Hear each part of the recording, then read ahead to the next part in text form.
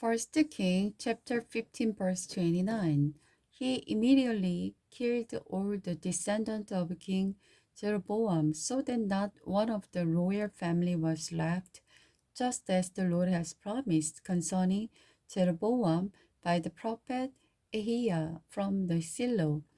This was done because Jeroboam had aroused the anger of the Lord, the God of Israel, by the sins he had committed and the sin he had led Israel to commit. The rest of the event in Nadab's reign or his deeds are recorded in the book of the history of the kings of Israel. Baasa ruled in Israel. There was constant war between Asa and King Baasa of Israel. Baasa began to rule over Israel in the third year of King Asa's reign in the Judah. Baasa reigned in the Tirzah 24 years, but he did what was evil in the Lord's sight and followed the example of Jeroboam, continuing the sins of idolatry that Jeroboam had led Israel to commit.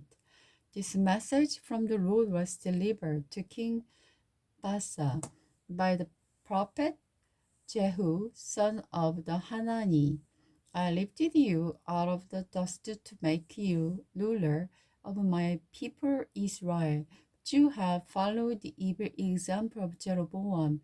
You have aroused my anger by causing my people to sin. So now I will destroy you and your family, just as I destroyed the descendant of Jeroboam, son of Nadab. Those of your family who died in the city will be eaten by dog, and those who die in the field will be eaten by the vulture. The rest of the event of Baasa's reign and the extent of his power are recorded in the book of the history of the kings of Israel. When Baasa died, he was buried in Tirzah. Then his son Elah became the next king. This message from the Lord had been spoken against Baasa and his family through the prophet Jehu, son of Hanani. It was delivered because Baasa had done what was evil in the Lord's sight, arousing him to anger by his sins, just as the family of Jeroboam, and also because Baasa had destroyed the family of Jeroboam.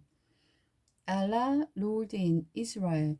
Elah, son of the Baasa, began to rule over Israel from Tirzah in the 26 years of King Asa's reign in Judah. He reigned in Israel 2 years. Then Jimli, who commanded half of the royal chariot, made a plan to kill him. One day in Tirzah, Elah was getting drunk at the home of Allah. The supervisor of the palace, Zimri, walked in and struck him down and killed him. This happened in the 27th years of King Asa's reign in the Judah.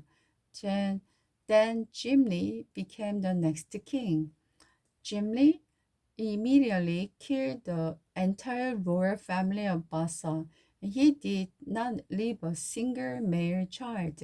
He even destroyed distant relatives and friends. So Jimni destroyed the dynasty of the Baasa, as the Lord has promised through the prophet Jehu. This happened because of the sins of Baasa and his son Elah, and because of all the sins they led Israel to commit, arousing the anger of the Lord, the God of Israel, with their idol. The rest of the event in Elah's reign and all his deeds are recorded in the book of the history of the kings of Israel. Zimri ruled in Israel. Zimri began to rule over Israel from Tirzah in the 27th years of King Asa's reign in Judah, but he reigned only 7 days. When the army of the Israel, which was then engaged in the attacking the Palestine town of the Gibeton, heard that Jimri had as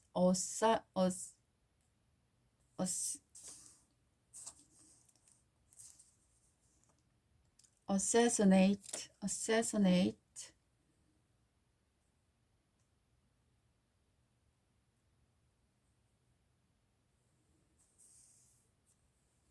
Zimri began to rule over Israel Tira in the 27th year of the king Asa's reign in Judah, but the reign only 7 days.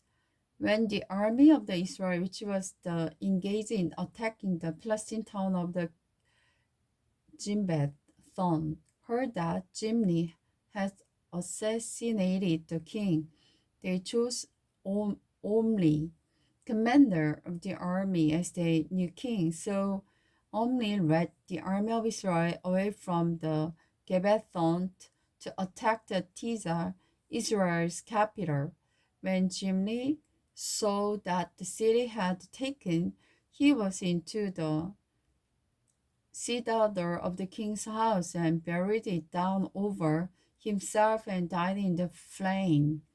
For he too had done what was evil in the roadside and followed the example of Jeroboam, continuing the sins of the adultery that Jeroboam had led Israel to commit. The rest of the event of the Zimri's reign is conspiracy are recorded in the book of the history of the kings of Israel. Omri ruled in Israel, but now the prophet of Israel was divided into the two groups. Half of people tried to make Timni, sons of the Ginath, their king, while the other half supported to Omri. But Omri's supporters defeated the supporter of the Timni, son of the Ginath. So